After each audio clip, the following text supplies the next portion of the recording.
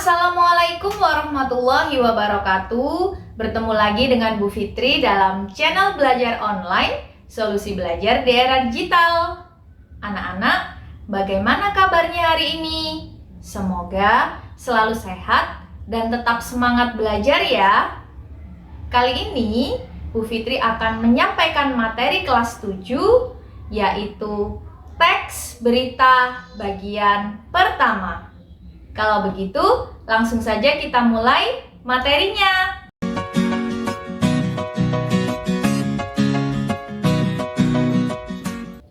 Teks berita.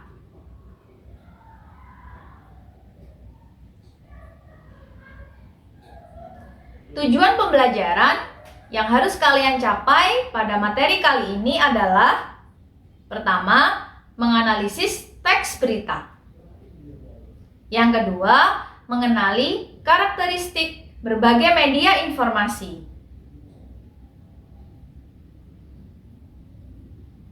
Sebelum kita belajar lebih mendalam tentang teks berita, alangkah baiknya jika kita mengetahui terlebih dahulu pengertian teks berita. Berita adalah bentuk laporan suatu kejadian atau peristiwa yang sedang terjadi atau keterangan terbaru dari suatu peristiwa. Jadi bentuknya berupa laporan ya anak-anak. Laporan itu sifatnya adalah menginformasikan. Berita adalah informasi baru atau informasi mengenai sesuatu yang sedang terjadi.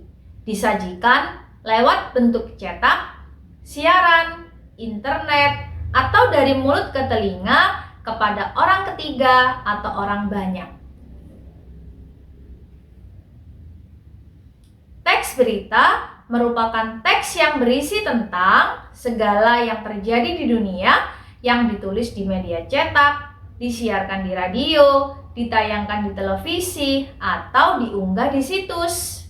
Nah, dari sini bagaimana? Apakah kalian sudah paham tentang pengertian teks berita? Kita lanjut ya.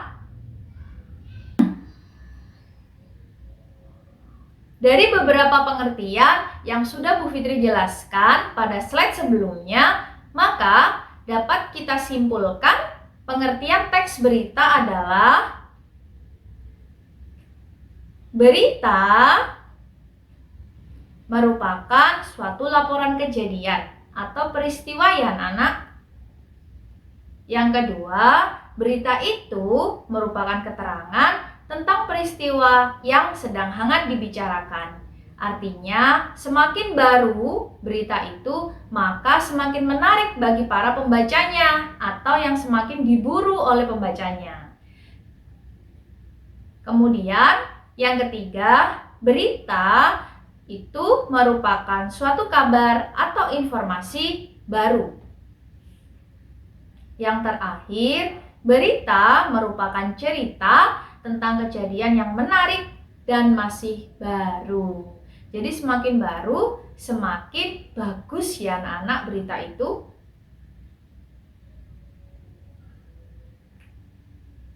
Setelah mengetahui pengertian berita beserta simpulannya, maka kita harus tahu dulu juga, yaitu unsur-unsur teks berita.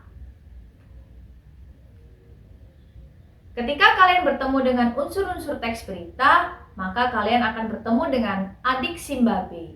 Ini merupakan suatu rumus ya, suatu rumus ketika kamu bertemu dengan teks berita. Kira-kira apa yang dimaksud dengan adik Simbabe dalam unsur-unsur teks berita? A itu adalah apa? Di itu adalah di mana? K itu adalah kapan? Si siapa? M adalah mengapa? Kemudian ba adalah bagaimana? Kemudian yang terakhir B atau B adalah berapa. Nah, dalam teks berita itu anak-anak, kalian nanti akan menemui jawaban dari adik Simba B, ya, dari apa, di mana, kapan, siapa, mengapa, bagaimana, dan berapa. Jadi, semakin lengkap informasi atau jawaban dari pertanyaan adik Simba B, maka berita kalian semakin lengkap. Kira-kira adik Simba B ini digunakan untuk menanyakan apa ya anak-anak? Kita lihat pada slide selanjutnya. Fungsi unsur-unsur berita. Pertama, apa? Apa digunakan untuk menanyakan hal, peristiwa, atau kejadian. Apa yang sedang terjadi di jalan apel misalnya. Kemudian yang kedua, di mana digunakan untuk menanyakan tempat terjadinya peristiwa. Di mana terjadinya kejadian tersebut? Di jalan apel. Yang ketiga, kapan digunakan untuk menanyakan waktu terjadinya peristiwa? Di jalan apel sedang terjadi kecelakaan misalnya ya. Kemudian kapan terjadinya kecelakaan di jalan apel? Maka kita juga perlu menggunakan kata tanya kapan, waktu terjadinya peristiwa. Jawabannya mungkin bisa pada pagi hari, tepat pukul 7 waktu Indonesia bagian Barat. Bisa juga tidak menggunakan jam, menggunakan waktu pagi, siang, sore, dan malam. Tapi alangkah baiknya ketika teks berita itu diikuti dengan kelengkapan. Jadi kalau ada jamnya bisa dituliskan jam. Kalau ragu dalam penulisan jam maka kalian bisa menambahkan sekitar pukul 7 misalnya seperti itu. Kemudian siapa digunakan untuk menanyakan pelaku dalam peristiwa. Pelaku itu bisa misalnya pada saat kecelakaan sopir mengantuk misalnya. Siapa yang menjadi korban, siapa yang menjadi pelaku, itu bisa juga ditanyakan dengan kata tanya siapa. Dan jawabannya ada dalam teks beritanya. Kemudian 5, mengapa digunakan untuk menanyakan sebab dan akibat terjadinya peristiwa. Sebabnya kecelakaan itu karena apa? Misalnya yang tadi sopir mengantuk, kemudian akibatnya truk yang dikendarai sopir menabrak trotoar atau pembatas jalan. Misalnya seperti itu. Kemudian yang keenam, bagaimana digunakan untuk menanyakan proses, cara, atau langkah terjadinya peristiwa. Kira-kira bagaimana proses terjadinya kecelakaan itu? Kalian bisa bertanya, misalkan kalau posisi kalian sebagai wartawan, kalian bisa bertanya pada orang sekitar atau saksi mata yang sedang menyaksikan kecelakaan tersebut.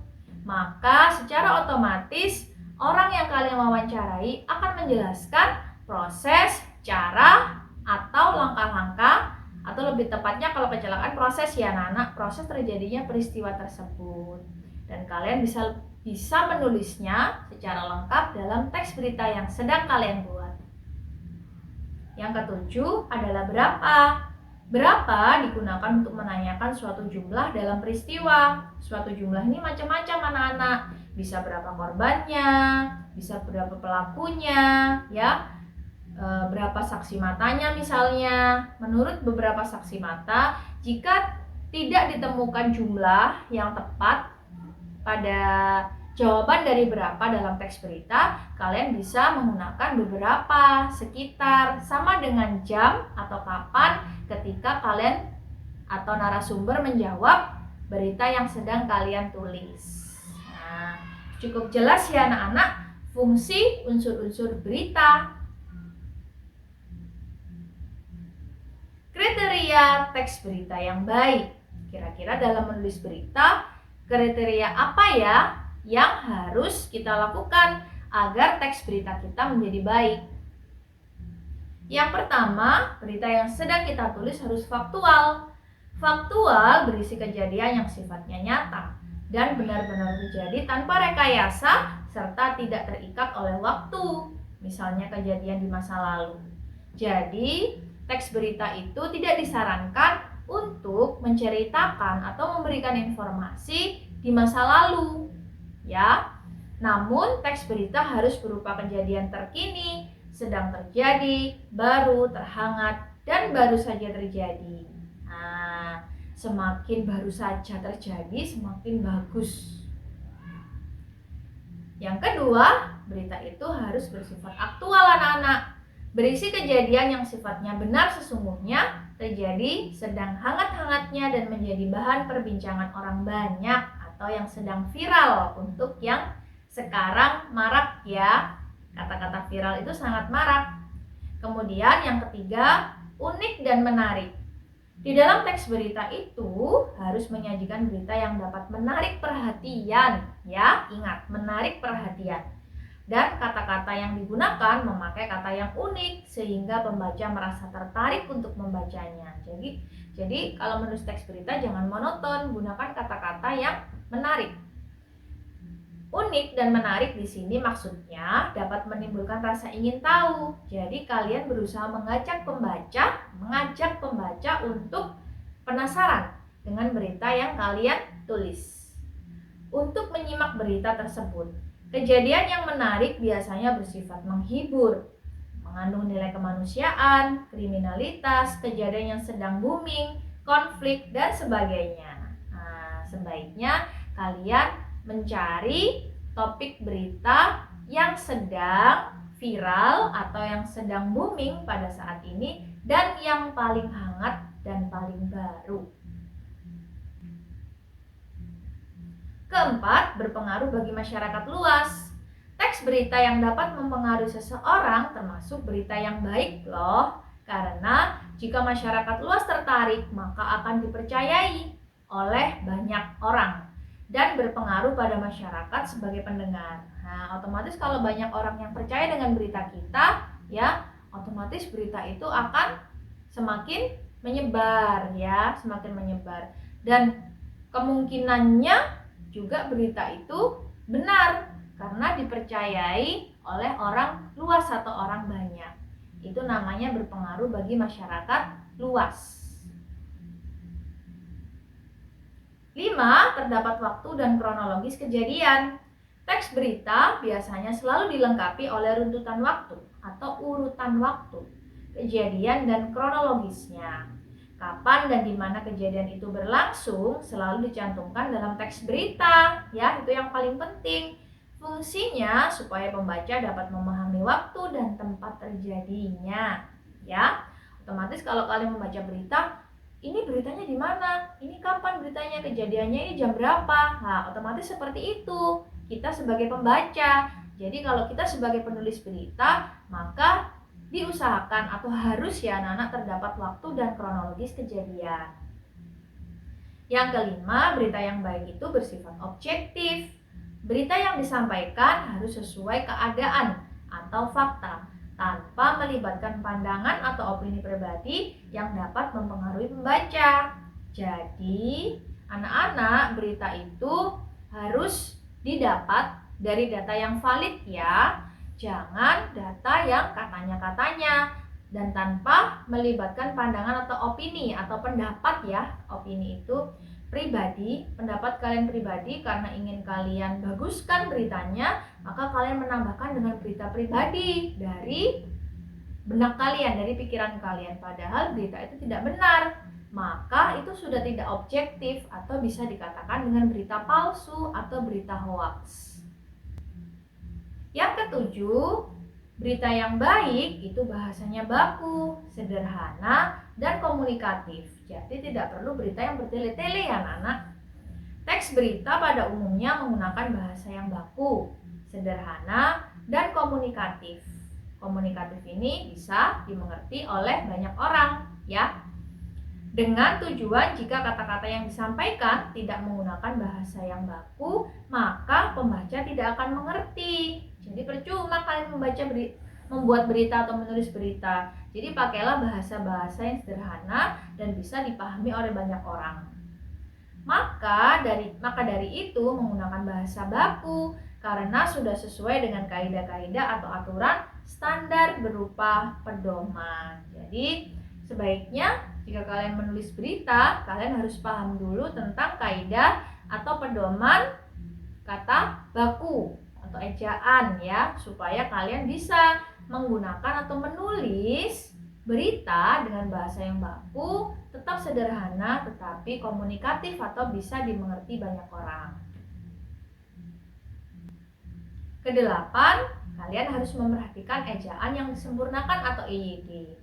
Penggunaan EYD yang baik akan membantu agar dalam penulisan teks berita tidak menghilangkan makna yang asli dan membuat tata bahasa menjadi semakin baku sesuai kaidah atau aturan. Misalnya, kalian harus benar-benar memperhatikan penulisan huruf kapital dan penggunaan tanda baca, misalnya tanda titik, tanda koma, tanda titik dua, titik koma, dan lain sebagainya.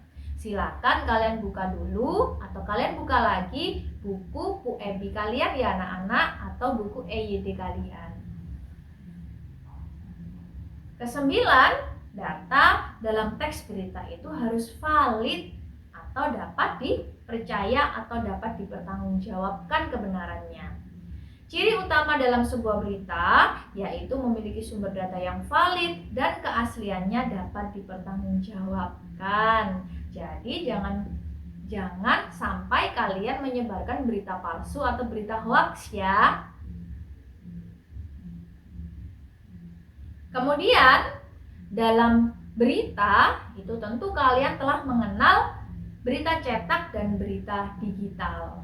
Ya, ini akan kita bandingkan ya anak-anak, bagaimana berita cetak itu dan bagaimana berita digital. Berita cetak. Berita cetak itu tentu medianya adalah cetak. Apa media cetak? Media cetak adalah media yang memuat informasi dalam bentuk publikasi cetak, ya, penyebarannya dalam bentuk cetak. Contohnya koran dan majalah, bisa juga brosur. Yang kedua, berita digital. Berita digital sering kita sebut dengan berita online ya anak-anak, atau online news. Adalah berita dalam jaringan atau daring, atau berita yang tersaji di media internet, termasuk situs berita, itu juga masuk berita online. Berita online adalah jenis baru berita setelah berita yang tersaji di media cetak, yang dimaksud dengan koran dan majalah.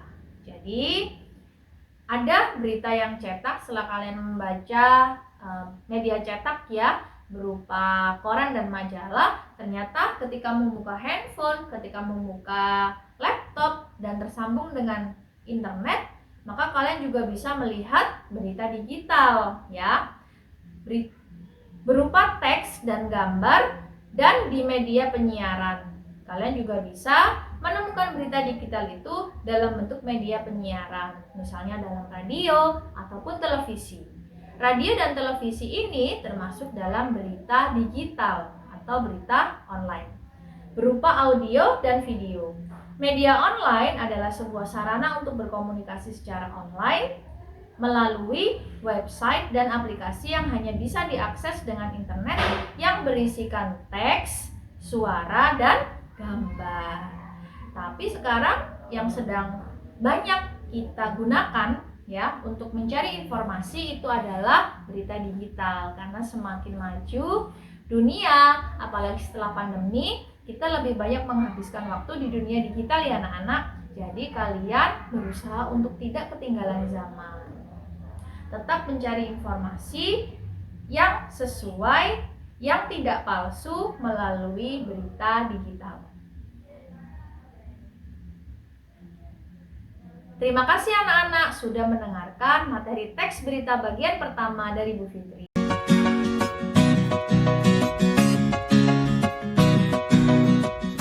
Demikian materi teks berita bagian pertama yang sudah Bu Fitri sampaikan. Kalian akan menyaksikan materi teks berita yang kedua pada video selanjutnya. Silakan materi ini dapat kalian jadikan bekal untuk belajar lebih mendalam tentang teks berita. Kalau begitu, Bu Fitri akhiri. Selamat belajar dan semoga selalu sehat. Wassalamualaikum warahmatullahi wabarakatuh.